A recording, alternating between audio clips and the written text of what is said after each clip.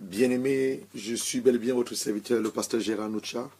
Comme nous l'avons annoncé, je crois, alors c'était jeudi dernier, que nous retrouverons ce soir, déjà pour introduire notre quatrième semaine de jeûne, que nous avons commencé les 30 jours, mais surtout pour vous parler de ce que nous avons intitulé la puissance de l'action de grâce. Donc avant de commencer cette petite exhortation, c'est une exhortation, ce n'est pas un enseignement. Avant de commencer cette petite exhortation, je voudrais que là où tu es, toi qui me suis en ce moment, tu baisses simplement la tête et nous allons prier. Nous allons prier notre Seigneur. Alors Père, je voudrais encore une fois de plus prier ce soir. Nous sortons d'un moment où nous avons célébré les femmes à l'église, parce qu'aujourd'hui alors c'est de Mother Day ici en Angleterre. Je ne sais pas là où tu vis, là où tu te trouves, quelle célébration c'est aujourd'hui, mais aussi en Angleterre, c'est pas la journée internationale de la femme, mais c'est la fête des mères. Donc, tu es une mère qui me suit à l'heure actuelle, je vais simplement te dire, bonne fête de mère à toi, quel que soit l'endroit où tu te trouves, quel que soit le pays là où tu te trouves. Je veux te bénir dans le nom du Seigneur Jésus, parce que sans la maman, les enfants sont totalement perdus. La Bible dit ceci, pas la Bible, enfin le monde circulaire, on a l'habitude de dire que la maman est la gardienne de la tradition, est la gardienne de la maison. C'est la maman qui bâtit, comme la Bible le dit. Une femme sage bâtit sa maison et la saute la détruit avec ses propres mains. Donc je voudrais bénir en ce jour toutes les mères, quelle que soit leur situation, quelle que soit leur situation, quel que soit leur titre dans l'église, quelles que soient leurs appartenances ethniques, je voudrais bénir toutes les mères en ce jour, au nom puissant du Seigneur Jésus-Christ. Vous dites que nous vous aimons, vous êtes nos mamans, vous êtes nos sœurs en Christ, vous êtes nos épouses, vous êtes nos leaders, nous vous aimons et que Dieu continue à vous bénir. Et je crois qu'au milieu de vous, parmi vous, Dieu en fera des élus, Dieu en fera des femmes de distinction, Dieu en fera des femmes élevées, Dieu en fera des femmes soumises à leur mari, mais Dieu en fera surtout des servantes, parce que le Seigneur cherche des servantes en ce moment. Alors, comme je disais tantôt, avant d'introduire cette exhortation, nous allons baisser la tête et prier. Seigneur Jésus, je viens encore humblement devant ta face. Bienvenue, homme de Dieu Fabrice. Je viens encore humblement devant ta face. Te rends simplement des actions de grâce. En ce moment, nous voulons commencer cette exhortation. Je prie afin que je diminue. Je prie afin que je disparaisse. Et que toi, tu apparaisses, tu parles à ce peuple qui est le tien. Tu nous exhortes, Éternel, sur ce thème, sur la puissance de l'action de grâce. Et tu nous communiques totalement ta bonté et tu nous accordes totalement la délivrance de l'esprit de religion, la délivrance de l'obscurantisme, la délivrance des dogmatismes. Mais tu nous amènes totalement dans nos destinées pour la gloire de ton Saint-Nom, au nom puissant de ton Fils Jésus-Christ. Donc, comme je disais tantôt, nous avons commencé un jeûne de 30 jours pour ceux-là qui nous suivent. Et ce soir marque la 4e semaine dans laquelle nous allons continuer à implorer simplement la grâce de Dieu afin qu'il délivre nos nations, il délivre nos villes, il délivre nos églises, il délivre nos familles, il délivre nos foyers, il nous délivre et que simplement sa grâce surabonde au-devant de nos vies dans tout ce que nous faisons. La Bible dit ceci, là le péché a abondé, la grâce de Dieu a surabondé. Je dis la dernière fois, lorsqu'on parle de la grâce, on ne parle pas seulement un don, une faveur imméritée, mais on parle d'une capacité surnaturelle qui te permet de faire la chose à laquelle Dieu t'a appelé. Mais ce soir, nous voulons parler de la puissance qu'il y a dans l'action de grâce. L'action de grâce. Alors, quand tu ouvres ta Bible, dans la lettre de Paul aux Éphésiens, Éphésiens 5, verset 20, la Bible dit ici, rendez continuellement grâce pour toutes choses à Dieu le Père, au nom du Seigneur Jésus-Christ. La Bible dit ici, rendez continuellement grâce pour toutes choses à Dieu le Père, au nom de notre Seigneur Jésus-Christ. J'ai mis ici illustration, la vie de Job. Qui était Job? Nous allons ouvrir notre Bible dans Job. Job, c'est avant le livre de Psaume. Job 1. Job, quelque chose lui est arrivé. Quand nous lisons nous lisons le livre de Job, on va voir que Job était un serviteur de Dieu, un homme intègre.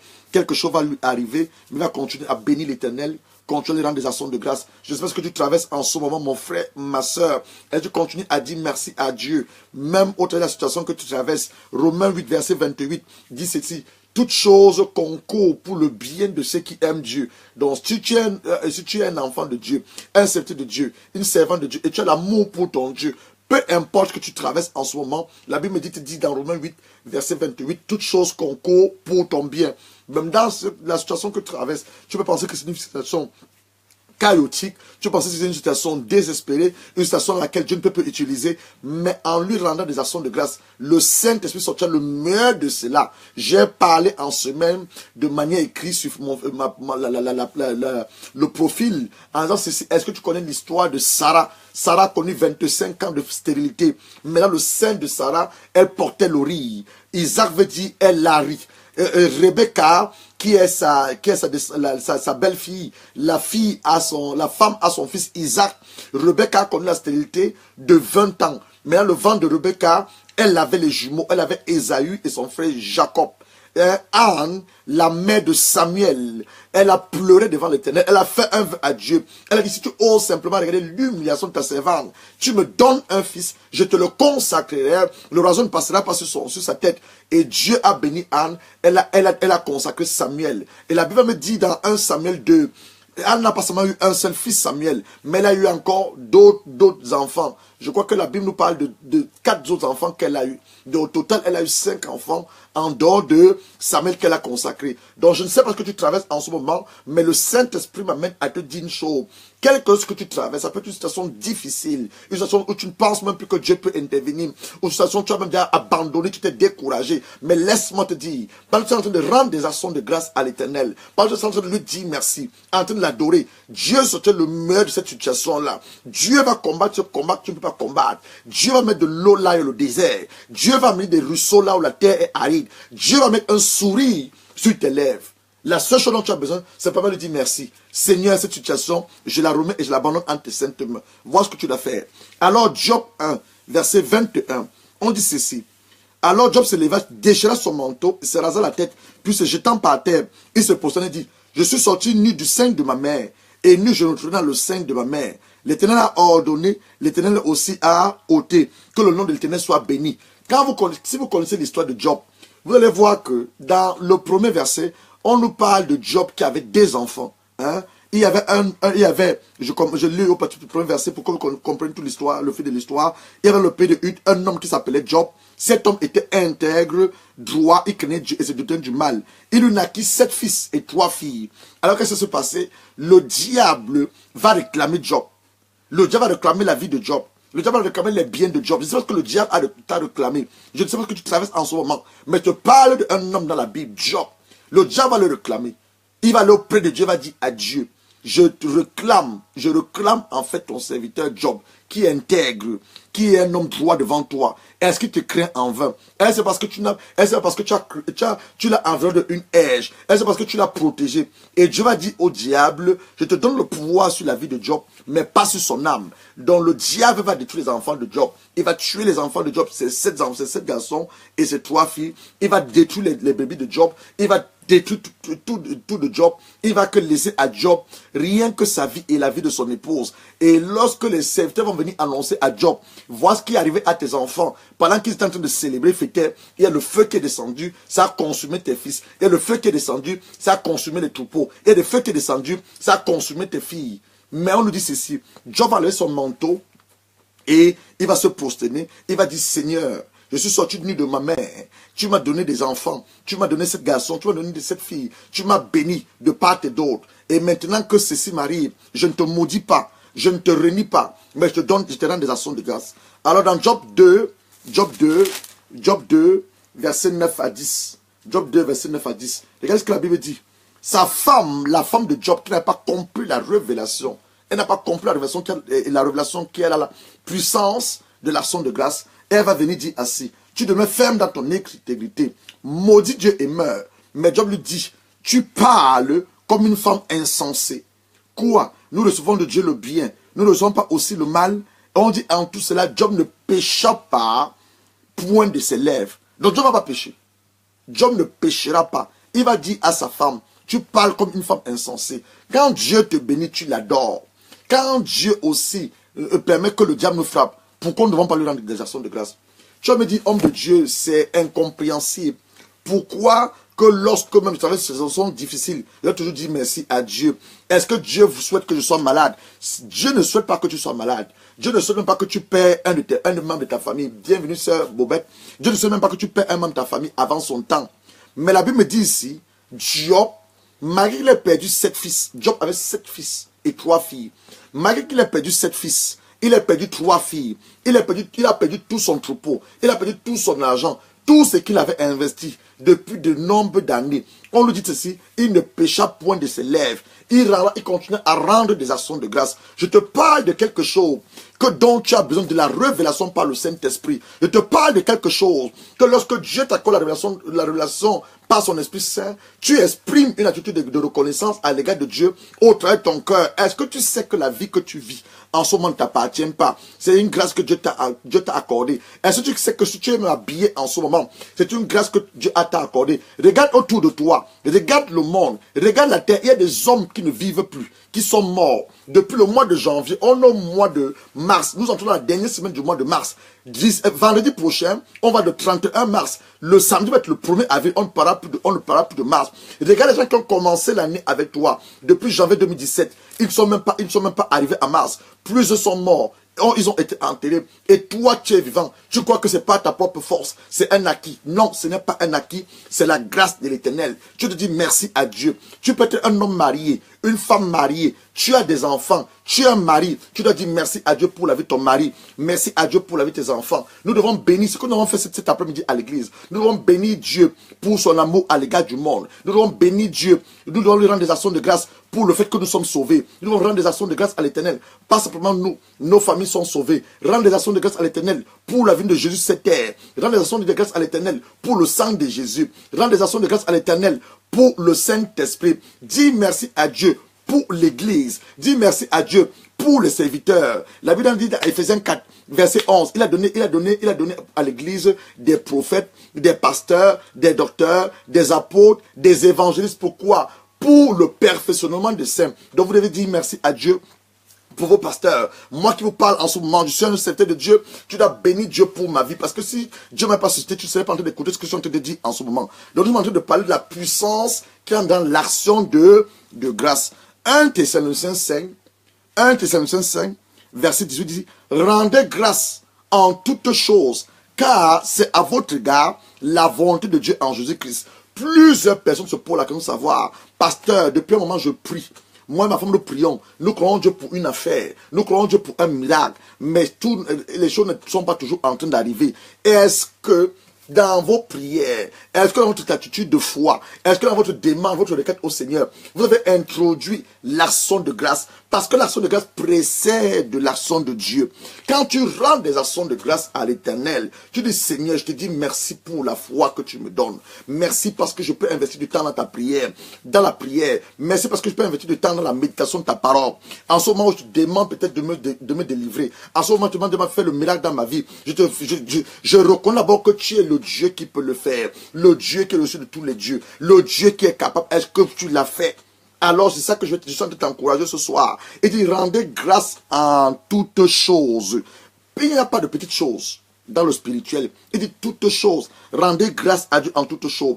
Est-ce que tu bénis l'Éternel? Tu rends des actions à Dieu, tu rends des actions de grâce à Dieu pour l'environnement dans lequel tu te trouves. Et tu rends des actions de grâce à Dieu pour la création qu'il a créée. Les arbres ont été créés par Dieu. La terre a été créée par Dieu. Les animaux ont été créés par Dieu. Et tout ça là participe et contribue à notre épanouissement. S'il n'y avait pas des arbres, dans le domaine de la science, on te parle la photosynthèse. S'il n'y avait pas des arbres, pas pour alourdir, mais pour diminuer l'intensité du soleil, on serait tous consumés par le soleil. Donc les arbres ont leur rôle. Toute la création en fait que Dieu a créée ont leur rôle.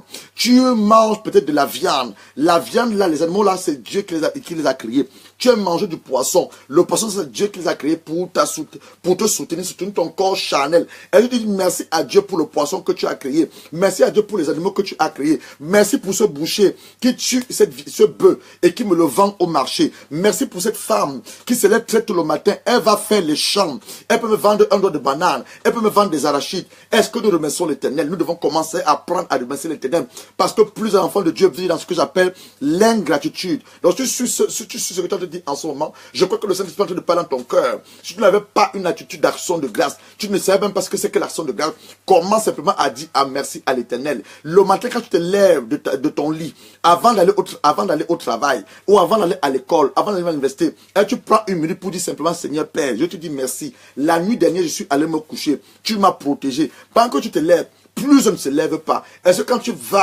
es dans ta journée, tu passes toute ta journée, quand tu rentres le soir, est-ce que tu dis merci au Seigneur? Je suis sorti cette matinée, me voici que tu as ramené ce soir. Pendant que je suis sorti, il y a des accidents qui sont arrivés, il y a des trucs qui sont arrivés. Même moi, tu m'as protégé, tu as protégé mon mari, tu as protégé ma femme, tu as protégé mes... Est-ce que tu rends grâce à Dieu? La Bible dit qu'en toutes choses, c'est à votre égard la volonté de Dieu en Jésus-Christ. Colossiens 3, verset 17. Et quoi que vous fassiez en parole, en œuvre, faites tout au nom du Seigneur Jésus-Christ, en rendant par des actions de grâce à Dieu le Père. La Bible dit ceci. Et quoi que vous fassiez, donc même quand je parle, je dois rendre des actions de grâce à Dieu. On dit en parole, en œuvre. Lorsque je travaille, je dois dire Seigneur, merci pour le travail que tu m'as accordé. Plusieurs personnes demandent le travail au Seigneur, non pas le travail. Mais toi, Dieu a fait une grâce. Tu t'as donné un travail.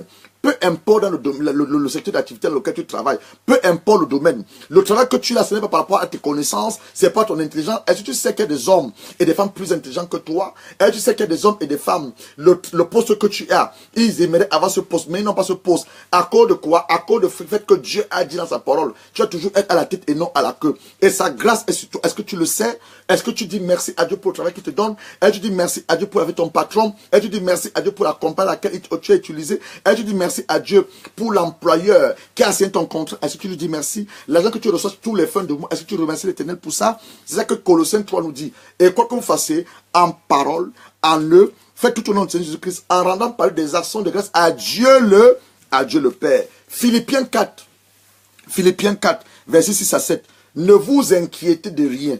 Je te pose maintenant la question de savoir, mon frère, serviteur Patrice, serviteur Fabrice Audi, ma soeur Bobette Agnier, est-ce que tu n'as pas d'inquiétude? Chaque personne de nous qui vivons cette terre, chaque être humain, que tu sois pasteur, archibishop, évêque, oh, il y a des moments où nous inquiétons parce que nous restons aussi charnels, nous sommes des êtres humains.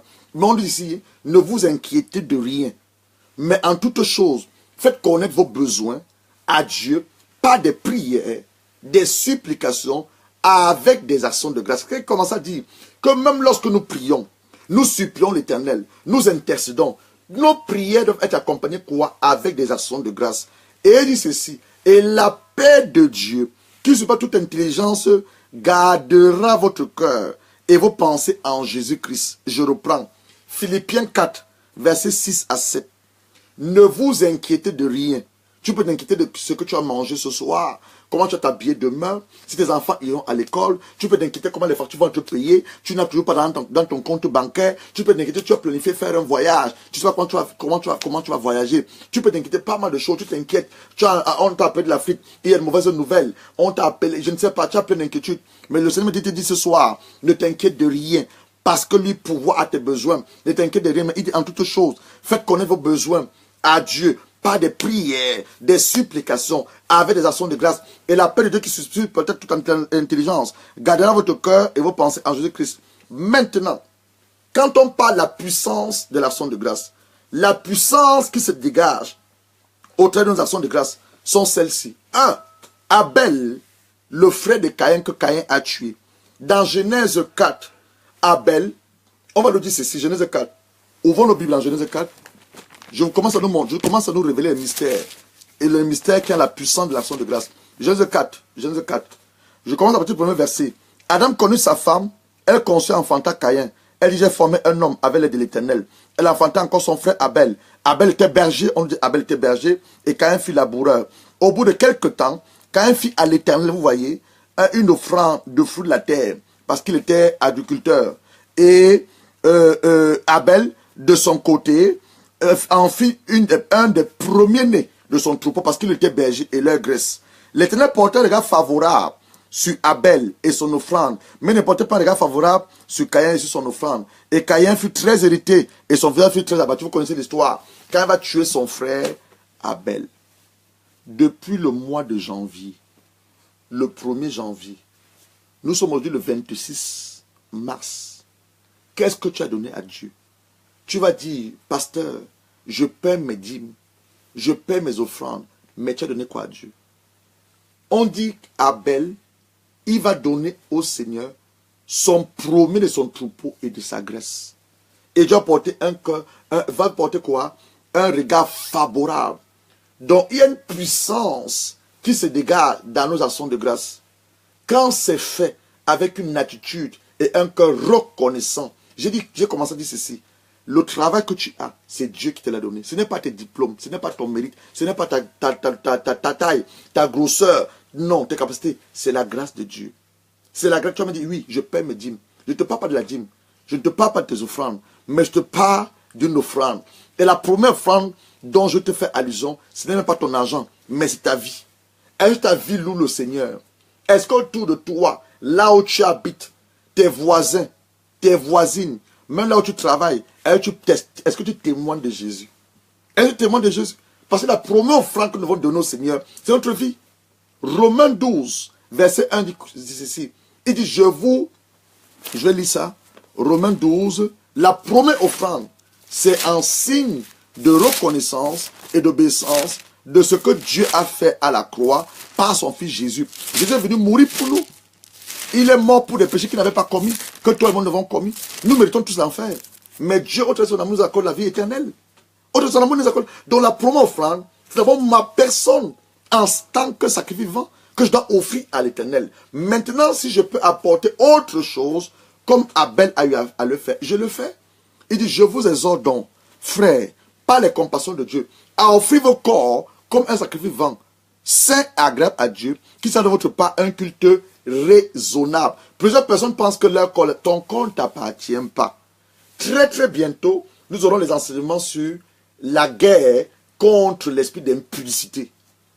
Ton corps ne t'appartient pas.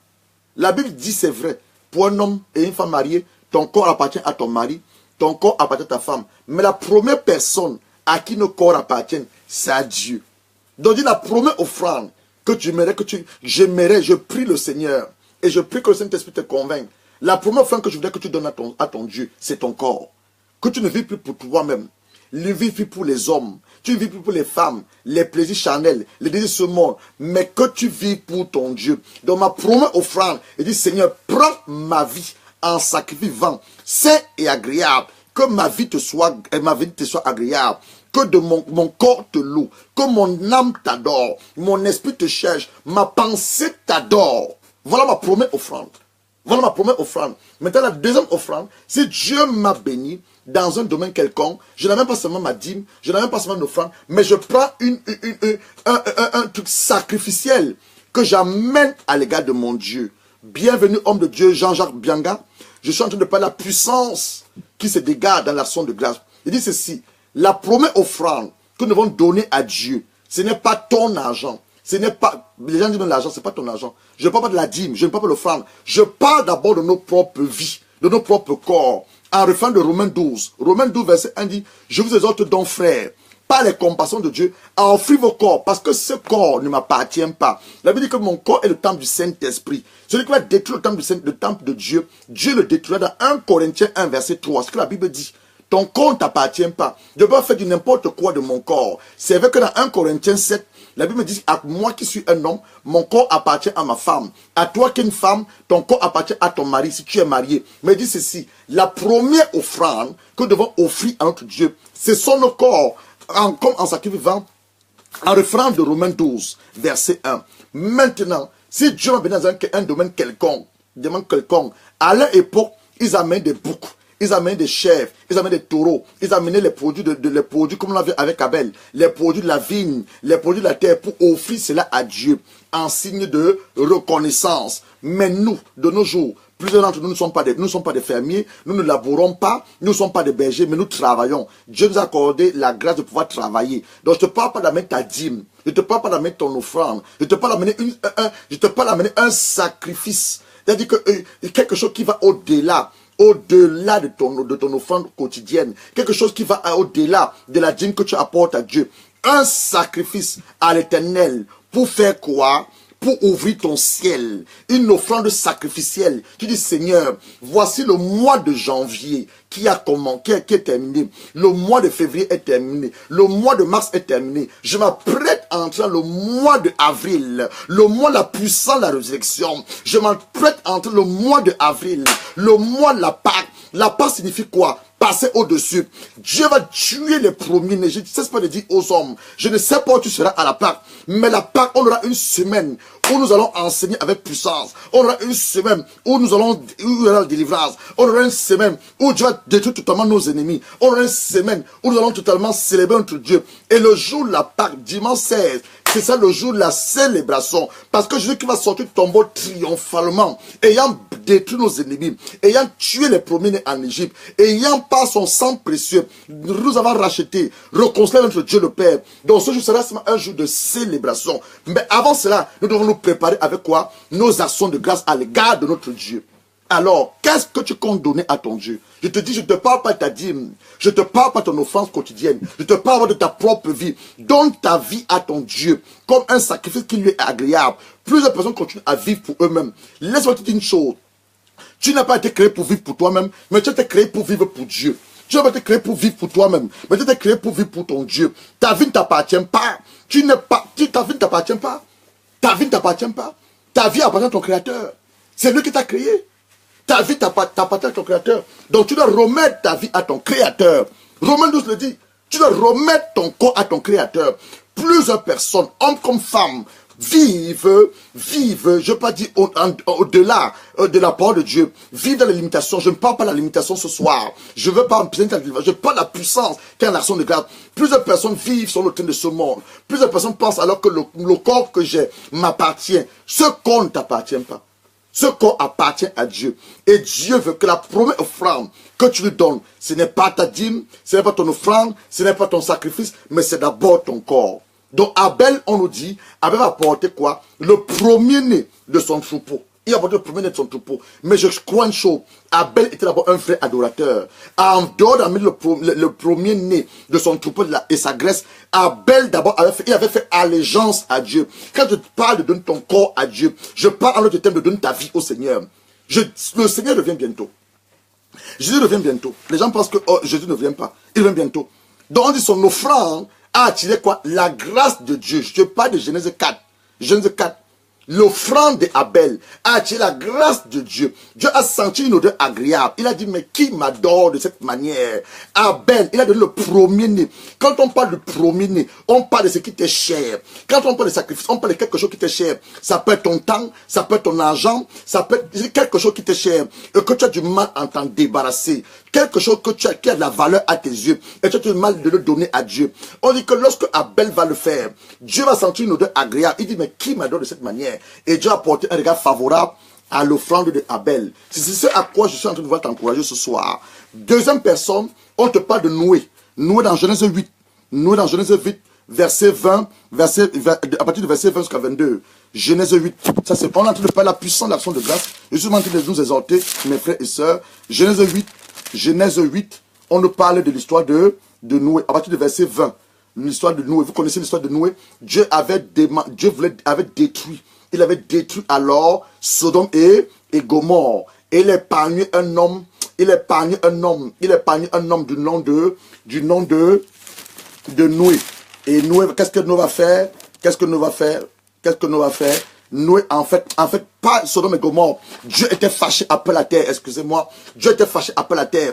Dieu a dit, je vais détruire toute la terre et les habitants de la terre. Mais toi, Noé, construis une arche. Entre dans cette arche, toi, ta femme, tes enfants et la femme de tes enfants, les femmes de tes enfants. Parce que je vais faire descendre la pluie pendant 120 ans. La pluie a plu pendant plus de 40 jours, la pluie est tombée et Dieu a dit qu'il va détruire la terre parce que les humains, leur méchanceté était entrée en eux. Et Noé, on va nous dire une chose, après que Noé ait construit l'arche, après que Dieu ait délivré Noé de cette inondation qui avait sévi sur toute la terre entière, alors qu'est-ce que Noé va faire à Dieu? Nous sommes maintenant dans Genèse 8, Genèse 8, verset 20. Noé bâtit, vous voyez, Noé a bâti un hôtel. L'hôtel, c'est quoi? C'est un lieu de rencontre. L'hôtel, c'est quoi? C'est un lieu de transfert d'esprit. L'hôtel, c'est quoi? C'est un lieu où on fait des sacrifices à la divinité. L'hôtel, c'est quoi? C'est un lieu élevé, un lieu érigé, où nous entrons en contact avec la divinité pour lui rendre un culte, pour lui dire simplement merci, pour lui apporter des sacrifices. L'autel, c'est un lieu de transfert. C'est un lieu de transfert. L'autel, c'est un lieu où tu provoques ta destinée. C'est que maman Anne a fait avec Samuel. Elle a provoqué la destinée de Samuel sur l'autel. Elle a posé Samuel sur l'autel. Et Dieu a agréé Samuel. Dieu a pris la vie de Samuel et l'a transformé en vie de son serviteur en tant que prophète. Alors voici ce que Noé fait. Noé a bâti l'autel à l'Éternel. Il prit toutes les bêtes pures, tous les oiseaux purs. Il offrit des holocaustes sur l'autel. L'Éternel sentit une odeur agréable. Et l'Éternel dit à son cœur, je ne maudirai plus la terre à cause de l'homme, car les pensées du cœur de l'homme sont mauvaises dès sa jeunesse. Je ne frapperai plus tout ce qui est vivant comme je l'ai fait. Tant que la terre subsistera, les semences et la moisson, le froid et la chaleur, l'été et l'hiver, le jour et la nuit ne cesseront point. Ne cesseront point. Voilà ce qu'un homme va faire. Un homme du nom de Noé. Il va bâtir un autel. Il va sacrifier les animaux purs sur l'autel. À cause de son sacrifice, on parle de l'arc en ciel. L'arc en ciel. L'arc en ciel. Qui est le signe d'alliance entre Noé et tous les êtres humains. Toi-même qui vis. Si tu te travailles de l'arc en ciel, l'obéissance d'un seul homme, je parle de l'obéissance d'un seul homme qui a provoqué le cœur de Dieu. Et Dieu dit, je ne détruirai plus jamais la terre à cause de l'offrande d'une seule personne. Toi, depuis le mois de janvier, nous sommes au mois de mars. Nous sommes à la fin du mois de mars. Quelle est l'offrande sacrifiée que tu as apportée à Dieu? Quelle est l'offrande que tu as apportée à Dieu? La vie que tu mènes aujourd'hui, est-ce que c'est une vie agréable à Dieu? Afin que Dieu agrée une bonne odeur. Et que Dieu dise, à cause de ma servante Belle Antou, à cause de ma fille Marie-Claire, à cause de mon serviteur Luzon Bella, à cause de mon serviteur Jean-Jacques Bianga, à cause de ma servante Bobette Nini, à cause de mon serviteur Fabrice Audi, je ne vais pas maudire cette terre.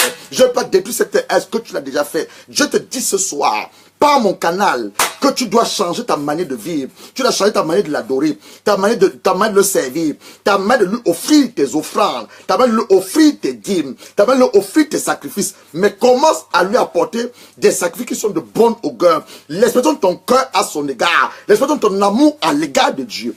Parce que quand on parle de l'action de grâce, c'est l'expression de ton cœur à l'égard de Dieu. L'amour, ton amour que tu as pour Dieu, ton amour que tu as pour son service, ton amour que tu as pour son œuvre. Tu lui témoignes ton amour. L'amour n'est pas seulement de dire à une femme, je t'aime ma chérie. L'amour n'est pas seulement de dire à un homme, je t'aime mon mari. Non, l'amour c'est l'expression de ton cœur. Pas seulement en parole, mais en acte. En acte. Quand on aime quelqu'un, on est prêt à donner sa vie, sa vie à l'égard de la personne. C'est ce que Dieu a fait. Dieu a tant aimé le monde. Il ne s'est pas arrêté juste à la déclaration que j'aime le monde. Mais il a donné Jésus-Christ, son Fils unique, en sacrifice vivant. Que Jésus vienne mourir et nous réconcilier avec Dieu le Père. Il ne s'est pas arrêté à la parole, mais il a posé un acte. Donc de nos jours, nous devons poser des actes. Poser des actes sacrificiels. Je dis, je ne vis plus pour moi-même, mais je vis pour ma communauté. Je décide de ne plus vivre pour mes rêves, pour mes projets, mais je décide de vivre pour les intérêts du royaume. Seigneur, tant que sur cette terre, tant que je suis dans cette ville, les hommes et les femmes viendront à toi. Voilà ce que Dieu attend de toi, que tu prennes ta vie en offrande sacrificielle et tu lui offres. Tu dis, Seigneur, tu peux compter sur moi. S'il y a un homme que tu cherches, s'il y a une femme que tu cherches, me voici, ne cherche plus. Utilise ma vie comme un sacrifice vivant pour la gloire de ton Seigneur. Abraham, le père de la foi, le patriarche de la foi. Dans Genèse 14, verset 20. Genèse 14, verset 20. On va nous dire ceci. Je commence à partir du verset 17. Abraham, après qu'il fut rentré vainqueur de Kedorlaomer et des rois qui étaient avec lui, le roi de Sodome sortit à sa rencontre de la vallée de Chavé, qui était la vallée du roi. Melchisedec, le roi de Salem, fit apporter du pain et du vin. C'était un symbole de la chair et du sang de Jésus. Et des sacrifices du Très-Haut. Il bénit Abraham et dit, béni soit Abraham, par le Dieu Très-Haut, maître du ciel et la terre. Béni soit le Dieu du Très-Haut, qui a livré tes ennemis en tes mains. Abraham lui donnait la dîme de tout. Ça commence là. On dit, Abraham va lui donner la dîme de tout. On va maintenant dans Genèse 22. Genèse 22, Dieu va mettre Abraham en épreuve. Comme ce soir, je te parle, le Saint-Esprit va te mettre en épreuve. Parce qu'on parle de la puissance de l'action de grâce. Il te met à l'épreuve le Saint-Esprit. Dans Genèse 22, à partir du verset 16, on commence à partir du verset 15. L'ange de l'Éternel appela une seconde fois Abraham. Dieu a demandé à Abraham d'amener Isaac. Isaac est le symbole de Jésus que Dieu va sacrifier plus tard. Parce que Dieu voulait un homme qui pouvait obéir à sa voix. Dieu voulait un homme qui pouvait faire ce que lui il comptait faire plus tard par son fils Jésus-Christ. Il avait trouvé cet homme, il avait trouvé un homme du nom de Abraham. Il a trouvé dans cet homme la qualité d'un homme qui pouvait l'obéir et faire ce que lui il devait faire plus tard. Le Dieu de gloire. Avec l'offrande de son fils Jésus. Alors nous sommes au verset 15. Donc Dieu a mis déjà au verset 1. Alors je suis à Genèse 22 au verset 1. Après ces choses, Dieu mit Abraham à l'épreuve. Ce n'est pas le Satan, hein, ce n'est pas le diable. C'est Dieu lui-même qui a mis Abraham à l'épreuve. Il lui dit Abraham, et il répondit, me voici. Dieu dit, prends ton fils, ton unique. C'est ça qui dit que le sacrifice c'est quelque chose qui est cher. Abraham, on dit, c'est son unique. Pourtant, Abraham, comme nous le savons, Abraham a deux fils. Abraham avait Ismaël, l'enfant de l'esclave Agar, l'Égyptien qui a ramené l'Égypte. Et Abraham avait maintenant aussi Isaac, qui était le fils de la promesse. Je te parle tout là, toi qui m'écoutes en ce moment. Mon grand frère dans la chair, monsieur Mbelanda, m'interpelle Isaac. Ton nom c'est Isaac. Je ne sais pas si tu connais l'origine de ton nom. On nous dit que Isaac était l'enfant de la promesse. Isaac était l'enfant de la promesse. Et Dieu a demandé à son père Abraham de donner Isaac comme un symbole, comme ce que lui devait faire plus tard avec le Seigneur Jésus. Il lui dit, me voici, prends ton fils, ton unique, celui que tu aimes, Isaac, va-t'en auprès de Mouridja, et là, offre-le-moi en holocauste, sur la montagne que je te dirai. Sur la montagne que je te dirai. On va maintenant, on parachute maintenant au verset 15. L'ange de l'Éternel appela une seconde fois Abraham des cieux. Il dit, je le jure. Quand Dieu dit que je le jure, il n'y a pas un autre Dieu qui peut jurer au-dessus de Dieu. Mon frère Isaac, tu écoutes le son de ma voix en ce moment. Je prie que le Saint-Esprit te révèle ce que je suis en train de dire en ce moment. Dieu, que tu donnes ta vie. Dieu veut que tu donnes ta vie, que tu le serves, que tu défendes les intérêts de Dieu, là où tu te trouves. Alors, c'est ce qu'il veut dire que quoi? Là, l'Éternel appelle une seconde fois. Il dit, Abraham, des cieux, j'ai dit, je le jure par moi-même, par l'Éternel, parce que tu as fait quoi? Cela, tu n'as pas fait ton fils, ton unique, je te bénirai. Oh! Abraham a relâché quoi? Une bénédiction générationnelle sur sa génération, sa postérité et sur nous plus tard. Il dit, parce que tu as fait cela, je te bénirai. Je multiplierai ta postérité comme les étoiles du ciel, comme le sable qui c'est le bord de la mer. Et ta postérité possède la porte de ses ennemis. Toutes les nations de la terre voudront être bénies en ta postérité. Parce que tu as fait quoi? Tu as obéi à ma voix. De pas tout à l'heure l'obéissance. Tu as obéi à ma voix. Donc Abraham va faire quoi? Il va déclencher ce que j'appelle la bénédiction générationnelle sur sa postérité, la multiplication de sa postérité, la victoire sur ses ennemis. Ils possédent la porte de leurs ennemis. Toutes les nations de la terre seront bénies au travers d'Abraham, y compris nous. Nous sommes bénis au travers d'Abraham. Je parle tout à l'heure de Anne, la mère de Samuel, dans 1 Samuel 1, verset 5. L'Éternel avait rendu Anne lui-même stérile. Ce n'est pas quelqu'un d'autre. Je ne sais pas si la situation que tu traverses en ce moment, tu peux te connaître une stérilité peut-être dans le domaine des finances, le domaine de la santé. Je ne connais pas la situation que tu traverses. Mais on le dit dans 1 Samuel 1, verset 5, que c'est l'Éternel lui-même qui avait rendu Anne stérile. Parce que Dieu avait un besoin. Anne va faire un vœu. Au verset 11, elle dit, Seigneur, tu oses seulement regarder l'affliction de ta servante. Si tu te souviens de moi et n'oublie point ta servante, si tu donnes à ta servante un enfant mâle, je le consacrerai à l'Éternel pour tout le jour de sa vie. Et le roison ne passera point sur sa tête. Au verset 19 à 20, l'Éternel se souvient de Anne. Anne devint enceinte dans le cours de l'année et Anne va à concevoir Samuel. Et Anne va donner son fils à Dieu. Et plus tard, dans 1 Samuel 2, la Bible nous dit encore que Dieu a béni Anne avec d'autres enfants. Donc je te parle de la puissance qu'il y a derrière l'action de grâce. Donc on peut prendre pas mal d'exemples dans la Bible. Pas mal d'exemples. Je ne sais pas de parler. Tu vas maintenant me dire, ah, homme de Dieu, tout ce que tu dis c'est bien beau. Mais je ne vois pas quelque chose en quoi je peux dire merci à Dieu. Je vais te donner quelques sujets que j'ai simplement noté comme ça dans la Bible, dont tu dois avoir une attitude de reconnaissance, de gratitude à l'égard de ton Dieu. Le fait que tu es en vie sur cette terre, tu n'as pas été créé de toi-même. Il y a Dieu qui t'a créé. Dieu a choisi tes parents pour te manifester physiquement sur cette terre. Je dis ceci, tu es créé étant qu'esprit, tu possèdes une âme et tu vis dans un corps. Ton père et ta mère, Dieu les a utilisés pour ta manifestation physique sur la terre. Mais celui qui t'a créé, c'est Dieu. Tu n'es pas le produit d'un animal. On montre à la télévision des aveugles. On te montre quand tu descends du singe. Tu ne descends pas du singe. Tu es l'enfant du Dieu très haut. Tu es la fille du Dieu très haut. Donc le fait d'être créé par Dieu, c'est pour toi déjà un sujet pour lui dire merci. Le fait que tu m'entends, tu as des oreilles, tu peux m'entendre. Il y a des hommes qui sont sourds et muets. Il y a des gens qui ne voient pas. Ils ont des yeux mais ils ne voient pas. Ils ont des narines mais ils ne peuvent pas respirer. Ils ne respirent pas des machines. Ils ont même une bouche, ils ne peuvent même pas manger. Fais un tour dans l'hôpital. Fais un tour dans les prisons. Il y a des hommes qui sont enchaînés jour et nuit. Toi, tu es libre. Tu peux aller de pays en pays, de ville en ville. Tu peux manger normalement. On ne te nourrit pas. On ne te met pas une sonde pour te nourrir. C'est quoi? Tu dois dire merci à Dieu. Le souffle de vie que tu as. Genèse 2, verset 7 me dit ceci. Nous avons été créés quoi? De la poussière de la terre. Et Dieu a soufflé dans nos narines pour que nous devenions une âme vivante. Donc le souffle de vie que tu as en ce moment, ça ne t'appartient pas. Il commençait à dire que depuis janvier jusqu'en ce mois de mars, plusieurs personnes sont mortes dans nos familles respectives. On les a enterrés, on ne parle même plus d'aujourd'hui. Mais nous sommes encore en vie. Le Dieu dit merci à Dieu pour le souffle de vie.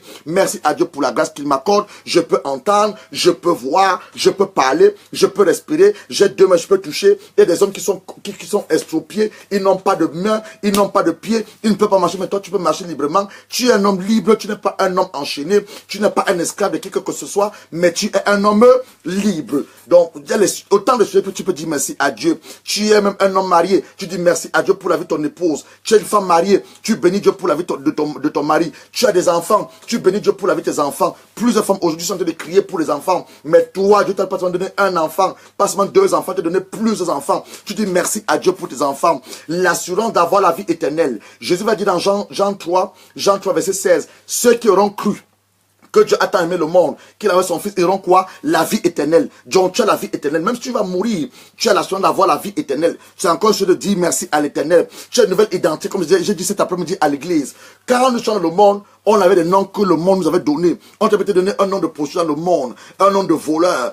Mais quand tu viens au Seigneur Jésus, oh, il te lave par son précieux sang. Il te pardonne tes péchés. Il te donne une nouvelle identité. Il te donne un nouveau nom. Raison pour laquelle 2 Corinthiens 5, verset 17, dit ceci. À tous ceux-là qui sont en Christ, les choses anciennes sont passées. Toutes choses nouvelles ont commencé avec le Seigneur Jésus-Christ. Il te donne une nouvelle identité. Tu étais rejeté dans ta famille. Tu étais rejeté par des hommes. Rejeté par des femmes, tu vas avec un complexe de féorité. Mais quand tu viens au Seigneur Jésus, il te donne une famille. Tu as maintenant des frères et des sœurs. Tu n'es plus seul. Tu n'es plus le fils de tel. La fille de tel, mais tu donnes la fille du Dieu très haut. La fille du Dieu très haut. Le complexe d'infériorité. Le complexe de supériorité n'est plus ton partage. Parce que tu connais ton identité. Tu as un équilibre spirituel. L'esprit de déjà n'est plus ton partage parce que tu es maintenant accepté. Non pas seulement par Dieu, mais par les frères et les sœurs. Dieu a effacé ton passé par la mort de Christ, son fils à la croix. Son sang a coulé pour te racheter. Plusieurs frères et sœurs ne croient même pas cela. Ils ne toujours pas cela parce qu'ils sont ignorants de l'œuvre de la croix. La puissance de la somme. Raison pour laquelle Satan, avec l'esprit de rejet, les manipule. Proverbe 23, verset 7 dit que quoi? Telles sont ses pensées, tel il est. Tel il est. Bien-aimé, accepte-toi toi-même. Quel que soit ce que tu es, qu'est-ce que tu traverses, accepte-toi toi-même. Dieu est ton Père. Tu as l'habitude d'écouter les mensonges du diable. Ce soir, je vais te dire, à cause de la puissance de la sonde de grâce, tu es le fils et la fille du Dieu très haut. Dieu t'aime. Jésus-Christ est mort pour toi à la croix. Commence à te valoriser. Commence à élever toi-même ta vie. Commence à prophétiser sur ta propre parle à ton âme. Car tu es le prophète de ta propre vie. Tu es le prophète de ta propre vie. Tu es le prophète de ta propre vie. Tu n'es pas un zéro, mais tu es un héros. Ton histoire ne fait que commencer. Dieu a introduit Christ ton histoire. Par les doigts du Saint-Esprit, il est en train de serrer le sang de Jésus. Donc ça fait que commencer. Donc je suis seulement là en train de nous exhorter. Par rapport à la puissance de l'action de grâce, on pense tout le temps que ce que nous avons, nous le méritons. C'est un acquis, ce n'est pas un acquis. Tout ce que nous avons, tout ce que nous sommes, où nous sommes demain, c'est purement et simplement la grâce de Dieu. Comment ne pas lui dire merci? Comment ne pas le célébrer? Comment ne pas l'adorer en esprit et en vérité? Dis Seigneur Père, je te dis merci. Je me suis encore levé cette matinée. Seigneur Père, je te dis merci. J'ai encore écouté la leçon de ta voix ce soir. Merci Seigneur Père, j'ai pu aller à l'église. J'ai pu t'adorer avec mes frères et mes sœurs. J'ai écouté ta parole. Merci Seigneur Père. Pas tu m'as créé comme un animal. Tu m'as créé comme un mur, comme une maison. Mais tu m'as créé à ton image, selon ta ressemblance. J'ai des yeux, je peux voir. J'ai une bouche, je peux parler. J'ai une narine, je peux respirer. J'ai deux mains, je peux travailler. J'ai deux pieds, je peux marcher. Je ne suis pas estropié. Je ne suis pas handicapé. Seigneur, comment ne pas te dire merci? Tu ne m'as pas laissé seul. Tu m'as fait la grâce. Tu m'as donné une femme. Tu m'as donné un mari. Tu m'as donné des enfants. Tu m'as donné même un toit. Et les gens même qui n'ont même pas de toit. Toi, tu as une maison. Et les gens qui n'ont même pas de voiture. Toi, tu as une voiture. Il y a pas mal de choses pour lesquelles tu dois dire merci à Dieu. Le soleil même qui t'éclaire, la lune même qui t'éclaire, le vent qui t'éclaire, les saisons que nous avons en Europe. Tu as un moment l'hiver, un moment le printemps, un moment, tu dois dire merci à Dieu. Merci à Dieu que tout ça contribue et participe à notre épanouissement, notre équilibre sur cette terre. Merci à Dieu. Tu as une église où tu peux adorer. Tu dois dire merci à Dieu. La vie de ton pasteur, la vie de son épouse, la vie de tes frères et tes soeurs à l'église. Merci à Dieu. Merci pour le don du Saint-Esprit. Merci pour la personne de Jésus. Merci pour son sang. Tant de choses pour dire merci à Dieu. Tant de choses pour dire merci à Dieu. Tant de choses pour dire merci à Dieu. Donc, bien aimé, je suis simplement en train de nous encourager et nous exhorter. Et disant, ayons une attitude de reconnaissance, une attitude de gratitude. Parce que beaucoup d'enfants de Dieu vivent dans l'ingratitude. Ils pensent que ce sont les acquis. Ah, alors j'ai cette femme, c'est un acquis. Et ce mari, c'est... Non, même le ministère, c'est purement et simplement par la grâce. Tout ce que nous avons, c'est par la grâce de Dieu.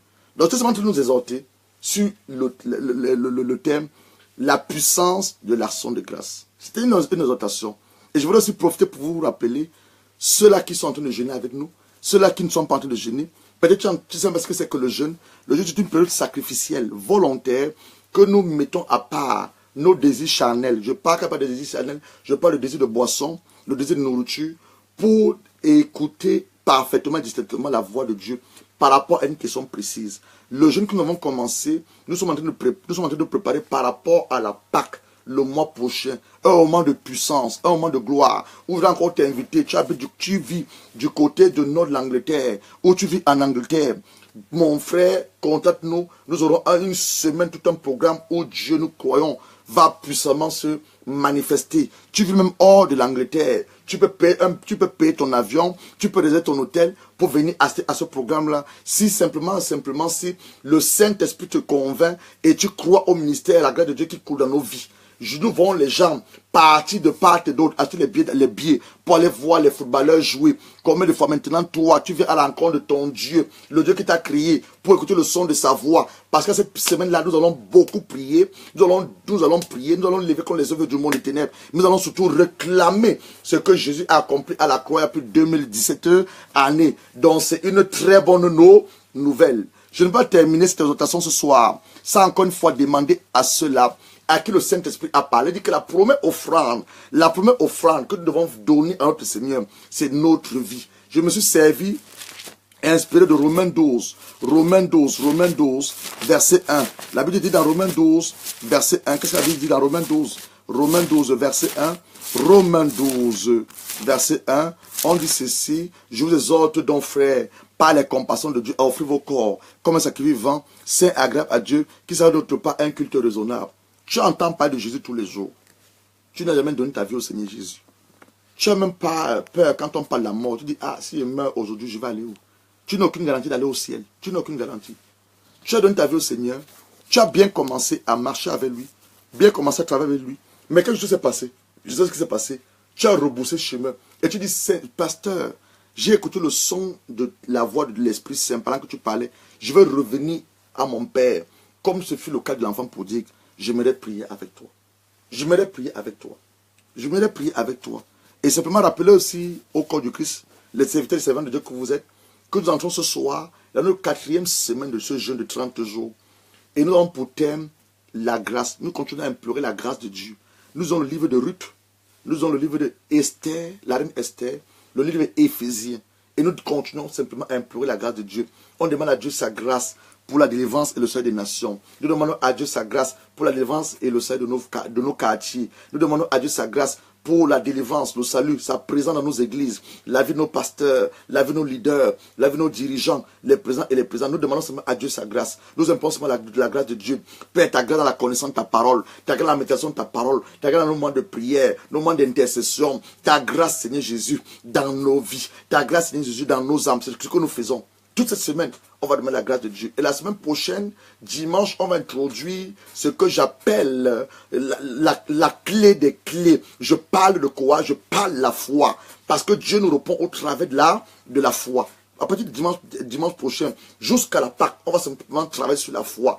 La foi. On va d'abord enseigner un message sur la foi. Tu dois savoir, il y a 3 types de foi. Et la petite foi, la foi qui t'a permis de venir au Seigneur Jésus-Christ, tu l'as confié et tu l'as cité comme son Seigneur Jésus-Christ. Et il y a maintenant la foi d'un enfant, parce que les choses vont de manière croissante dans le royaume des cieux et dans le domaine spirituel. Et maintenant la foi que j'appelle la foi de la maturité, la foi de l'audacité, la foi, la femme cananéenne, la foi, la femme qui a la paix de 12 ans. Elle a dit, si simplement je touchais le vêtement de mon Seigneur Jésus, je serais guéri. J'appelle ça la foi audacieuse, la foi agressive, la foi qui appelle les choses à l'instance comme si elles n'existaient pas.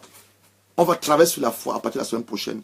Mais cette semaine, nous continuons simplement à implorer la grâce de notre Dieu. Je dis tantôt que je priais avec un homme, je priais avec une femme. Tu n'entends pas du Seigneur Jésus tous les jours, tu ne lui as pas encore donné ta vie. Tu as même peur de la mort. Quand on parle de la mort autour de toi, tu as même peur. Tu dis que si je meurs, où est-ce que j'irai? Tu n'as pas la garantie d'être sauvé. Tu n'as pas la garantie de la vie éternelle. Tu n'as pas la garantie d'aller au ciel. Je veux aussi prier pour un homme. Je veux prier pour une femme qui a bien commencé avec le Seigneur. Mais je ne sais pas ce qui s'est passé. Tu as rétrogradé, tu as retrébuché. Mais la bonne nouvelle t'a aussi été annoncée. Dieu t'aime. Jésus est mort pour toi. Et il voudrait que tu reviennes dans la maison et que tu restes dans la bergerie. Nous allons maintenant prier. Tu as fait cette prière après moi. Tu as dit, Seigneur Jésus, j'ai écouté le son de ta voix. Ton serviteur a parlé. Je reconnais, Père, que je ne suis pas sauvé. Je reconnais, Père, que j'ai mal marché. Je reconnais, Père, j'ai péché contre toi, péché contre le ciel. Je ne suis plus digne d'être appelé ton fils ou ta fille. Mais à cause de ton amour que tu as manifesté avant la fondation du monde, à cause du sang de Jésus qui m'a racheté, je viens non pas seulement confesser mes péchés, implorer ta grâce, un peu ta miséricorde, ton pardon. Seigneur Saint-Esprit, efface mon nom de la mort, inscris mon nom, inscris mon nom dans le livre de la vie, scelle ça le sang de Jésus, que je sois plus appelé le fils ou la fille de tel, mais que je devienne maintenant appelé la fille du Dieu très haut. Si tu as fait cette prière, toute cette prière au nom de Seigneur Jésus-Christ, tu es sauvé. La bonne nouvelle, c'est que tu as la garantie maintenant que quelque chose qui t'arrive, tu iras au ciel.